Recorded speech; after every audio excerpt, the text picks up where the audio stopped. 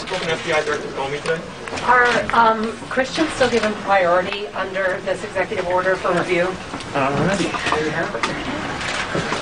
right, just trying to listen in there and see if any of the three secretaries did take any questions on their way out. It did not appear that they did at all. A lot to talk about right now as the administration is now laying out the revised travel ban coming from the president. It will be phased in starting on March 16th. It's a narrower version, to say the very least, of the original ban. Let me bring in Gloria Borger first on this. Gloria, you see that playing out there at the Department of Homeland Security, and just as they're speaking, the White House releases a picture of the president signing that executive order with none of the fanfare that we've seen when he signed other executive orders. What's your take on this?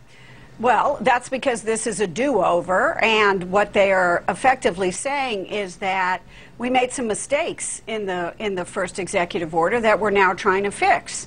And I don't think Donald Trump is known for admitting mistakes. And so what you have are his representatives out there promoting a much narrowed down version with a 10-day implementation, taking out one of the countries, Iraq, because they say that they have enacted multiple security measures to ensure that they should not be on this list. We do not have any idea what those security measures are.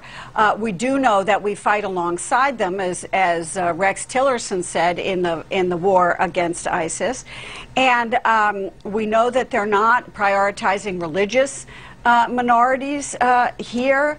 And there is one statement that the administration is saying that FBI has reported approximately 300 persons who entered the U.S. as refugees who are currently subjects of counterterrorism investigations. We don't know anything more than that about this, although on a background call they did acknowledge that some of these people have been radicalized while they were in the United States. You know, so overall, this is a clear do we even know if they walkback. come from the nations on this list? We don't even know that. We don't even know that. What we see here is an administration that is trying to offer no surprises, that is trying to walk back a great deal of the policy that they offered the first time around, and that is clearly trying to pass court muster. Clearly. All right, Gloria, stand by with me. I'm going to go overseas right now. Let's go to Iraq. Let's go to Ben Wiedemann, who's standing by, who's listening there with all of us. And as I say that, I also want to welcome our viewers here in the United States and around the world as we continue this conversation. So, Ben, an important part of this revised travel ban is the fact that Iraq is no longer on the list of nations that are going to be facing this temporary ban. The Secretary of State speaking directly to that at length. What's the reaction you expect to hear from Iraqis on this one, especially when you hear that the Prime Minister seemed to have a heavy hand in making the case for Iraq to be taken off that list? Well, even before this announcement was made, it was the leaks coming out of Washington all indicated that Iraq would be removed from that list of 7. And we received in advance a statement from the Iraqi Foreign Ministry describing it as a step in the right direction that will bolster the alliance between Washington and Baghdad, particularly in the area of terrorism. And we heard Secretary Tillerson there talking about the fact that Iraq is indeed an important ally in that fight. He was praising the brave soldiers, and he focused on Prime Minister Haider al-Abadi's important input in this. And therefore, the Iraqis, who were extremely upset to be included on this list, given that there are more than 5,000 U.S. military personnel in Iraq right now providing support in the war against terrorism, they will be very happy to see this. And in fact, it was just back in January, very soon after the first executive order went into effect, the Iraqi parliament voted in favor of reciprocal measures against U.S. citizens. In fact, I was lining up at passport control in Baghdad to get into the country when they voted. But it was a symbolic vote. It didn't actually go into effect, but it certainly reflected the level of consternation many Iraqis felt when they were included. Their country was included in that list. Kate? All right, stand by with me, Ben, as well. Let's go over to Istanbul, Turkey. Arwa Damon standing by for us. Arwa, you spent a lot of time in Iraq, but you've also spent a lot of time in Syria. And another important element of the change in this travel ban is that Syrian refugees are no longer going to be facing an indefinite ban, I think that's probably the best way to put it. They're no longer going to be treated any differently than other refugees. There still will be a 120-day ban on refugees coming in. What's the impact on the ground? What's the impact that you see this having? Well, look, at the end of the day, this is a watered-down version of what was already out there. And yes, for Syrians, for example, who are so desperate to cling to any little bit of hope, assuming they were trying to go to the United States, perhaps this will give them at least that for now. But at the end of the day, they don't know what's going to be happening after this 120-day period. And then it's more about the broader image that this is creating of the United States. At the end of the day, so many people do view this as being discriminatory. They do fail to comprehend how it is that America is choosing to single out these countries, claiming that their nationals are a terrorist threat, effectively telling entire populations, we don't really want you here, we don't really trust you, so we're going to look a bit further into your background. Populations of countries that have been ravaged by war, countries that are suffering things like famine, extreme poverty.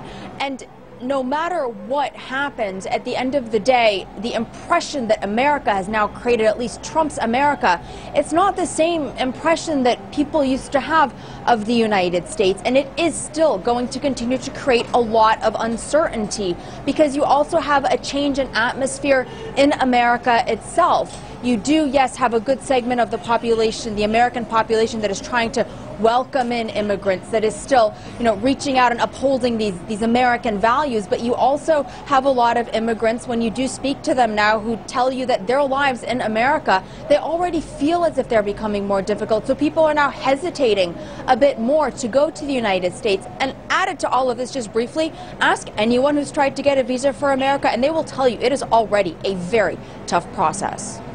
Arwa, great to see you standing by. She's live in Istanbul, Turkey for us. David, I want to get your final thought on this. As some of the details, the big details of this had leaked out, but now just your take kind of on how this played out today. The announcement coming from the three secretaries and them making the case. They're all filling their role very well.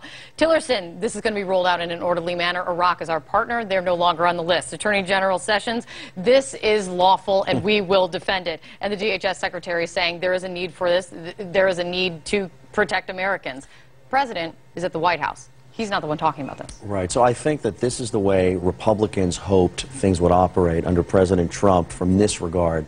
He's a businessman. He's operated companies that have had to deal with profit and loss and bottom lines and can't just get things wrong forever, even though his business career was sometimes spotty. And I think they were at least hoping for organization from him.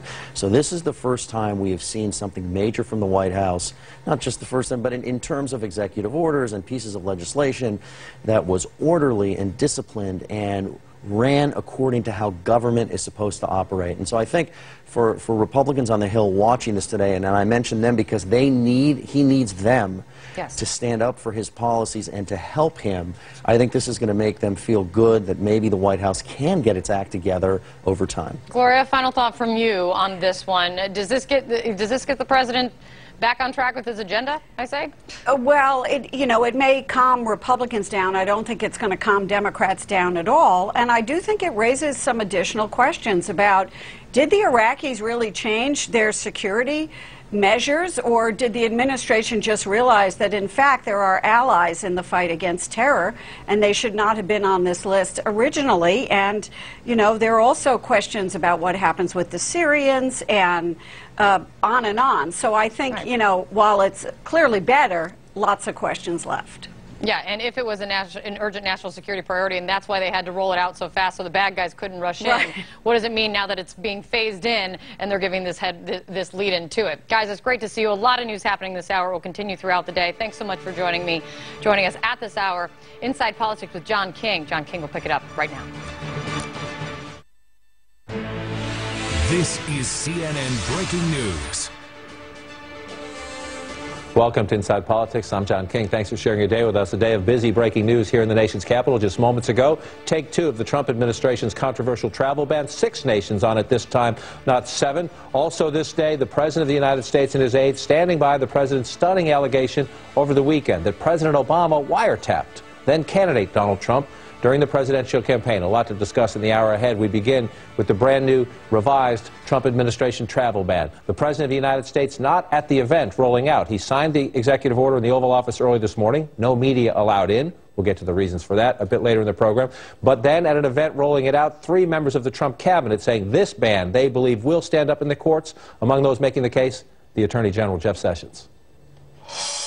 We cannot compromise our nation's security by allowing visitors entry when their own governments are unable or unwilling to provide the information we need to vet them responsibly, or when those governments actively support terrorism. This executive order responsibly provides a needed pause. So we can carefully review how we scrutinize people coming here from these countries of concern. With us to share their reporting and their insights this day, CNN's Nia Malika Henderson, CNN's Jeff Zeleny, CNN's Manu Raju, and Karen Tumulty of The Washington Post. A conversation about the politics of this and the other big story in Washington State in a moment. Let's go first to our senior legal analyst, Jeffrey Toobin. Jeff, travel ban take 1 was tied up in the courts, blocked by a federal judge who said it was unconstitutional. Does the president have a stronger legal case here with travel ban number 2?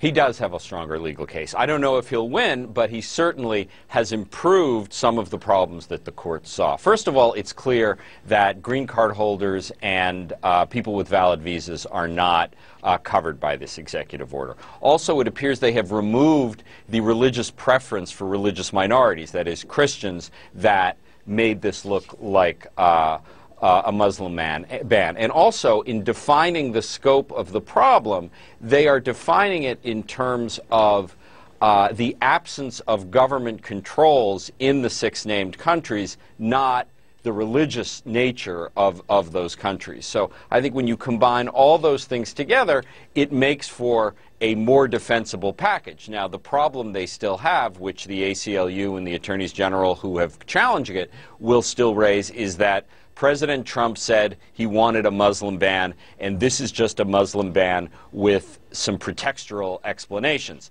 That's where we are right now, but certainly the Trump administration has helped their legal case by watering this down. And to the point you just made, I'm not a lawyer, so please laugh at me if this is silly, but listening to Secretary Tillerson, then the Attorney General Jeff Sessions, and then Secretary Kelly at Homeland Security make a public case, brief in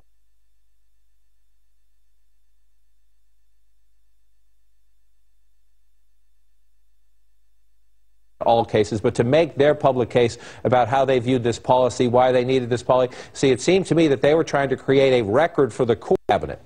Oh, well, I think that's part of the story. And just the governmental justification for the order is a very important part of why of how this will unfold in the courts. Remember, the first executive order seemingly came out of nowhere with no justification, no explanation, and, you know, again, atmospherics do matter, though they do not have technical legal significance. This will be much more associated with the cabinet members rather than the president announcing it, and that is all helpful in the atmospherics of the legal case. And Jeff, before I let you go, during our conversation, the New York State Attorney General, a Democrat who has been a Trump critic, released a statement saying his office is now going to review this new order, look at the details, but that he, quote, stands ready to litigate. I assume by the time you get to have lunch today, someone's going to be in court challenging this. I think that is as safe an assumption as you can make anywhere. Jeff Toobin, our senior legal analyst, thanks so much. We'll come back to you as developments warrant throughout the hour. Let's come into the room here. Politically, this is very important for the administration, but clearly, one interpretation of this is this was a signature issue in the Trump campaign where he initially called it a Muslim ban. It was one of his early actions as president, and a court stopped him and blocked him. This is a much softer travel ban. Number one, 6 countries instead of 7 majority Muslim countries. Number 2, Syrian refugees are not barred. They, like others on this, are subject to a 120-day pause. So it is certainly softer. The question is, Jeff just dealt with the legal issues. What about the political debate? President on better, stronger ground now? I think he has probably not picked up in terms of like Capitol Hill any support. Even as the members of the Trump cabinet were speaking, Senator Chuck Schumer, the Democratic leader of the Senate, issued a statement saying that a ban is still a ban, that this is mean-spirited and un-American, that it makes us less safe, not more. I don't know that they're going to pick up any support from people who had already been criticizing this whole approach. From the Democrats. But on this issue, Republicans largely with him. They were very critical of the sloppy rollout of the first one. They were very angered that they were not consulted the first time around. But in terms of the general policy being tougher against the threat of terrorism, he has much more Republicans standing now, right? I think so. And he had the blueprint, right, from the court order, or the court stay on his original order that was blocked.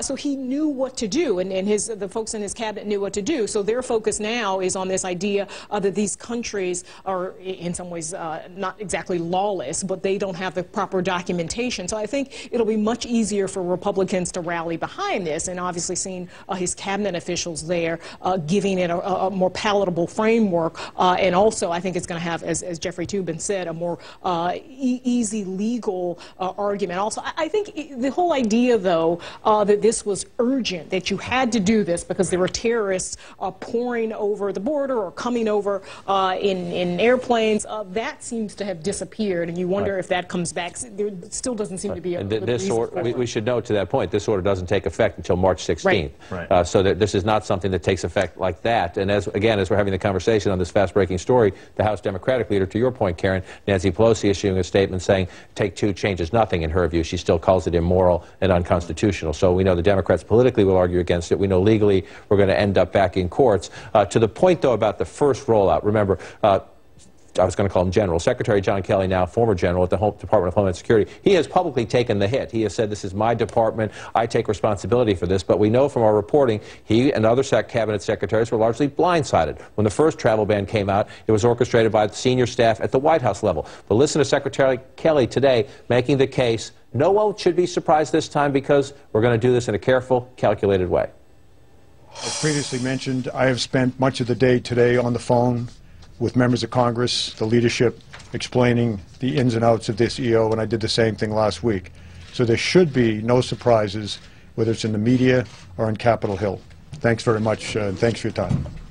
Or in his own office, at his department, is a point I wanted to make there, because they were not happy the first time. They weren't, and actually when Kelly went out afterwards, remember he had the press conference to explain what happened, that's when members of Congress, Republican members of Congress, felt a little bit better. They believed that Kelly had it under control, at least they could staunch the bleeding just a little bit. So that was interesting, just to have the cabinet secretaries being the public face of this. Probably a lot better politically for their own party to have them selling this, explaining it, look like they're thinking through it, rather than having the president himself, who's known to shoot from the hip, to discuss this.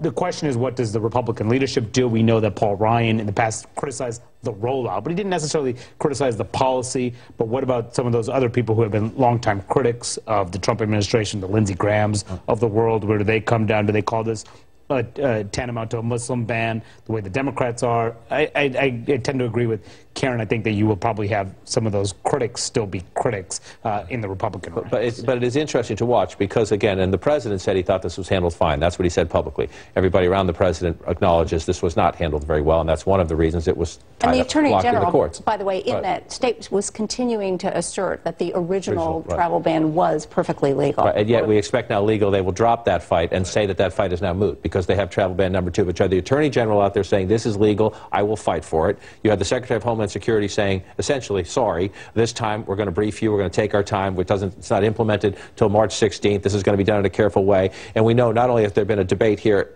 at home, but around the world, many U.S. allies have criticized this, saying they believe the president is doing something that's not good for the fight against terrorism. So the Secretary of State was part of the rollout this time, and here was his message to our allies around the world. To our allies and partners around the world, please understand this order is part of our ongoing efforts to eliminate vulnerabilities that radical Islamist terrorists can and will exploit for destructive ends. Radical Islamist not radical Islamic, as the president likes to say. I mean, this is so different in, you know, in completely how it was rolled out. But I think the biggest difference, the president has an attorney general now. That was one of the biggest problems on the first Friday when he signed that at the Pentagon. He didn't have his Justice Department in place. It was so rushed into business here. So this is how it should be done. So I think Republicans will respond to this much better. It's softer. It is going to be challenged, of course, but just the fact that he actually has an attorney general standing up there and, you know, he can defend it, that's a huge difference. But look how the president signed this. In fact, we can't look at it because the media was not allowed in the Oval Office. This is a president in the first 6 weeks or so who seems to me to love signing executive orders. He holds them up. He has news conferences around them. It was signed in secret this morning, and I think that's very revealing as well. And there were no questions taken at the announcement either. Right, no questions, which gets us to the thing we're going to talk about in a minute. So I don't want to dwell on it for more than a couple seconds here. So we're going to take a break and talk about it more in a minute. But that is a reflection. This is a signature issue of this president. He would very much like to be front and center in revising it and in improving that. I'm sticking with this. I'm going to be resilient. He criticized the judges publicly. But the fact that we won't show you the picture of the president signing an executive order that's incredibly important to his administration and a very important policy debate in our country, we will not show you the picture because we have a policy that you cannot have canned press release pictures from a White House. If you have to let the reporters in. The president's a big boy. He doesn't have to answer questions if they're shouted at him, but they wouldn't let anyone in because of the other issue front and center today. That is the president saying that he believes his predecessor somehow wiretapped him during last year's campaign. That'll be our case when we come back. A quick break. Stay with Inside Politics. When we come back, the president makes that allegation, but more than 50 hours later, his White House still refuses to provide any evidence.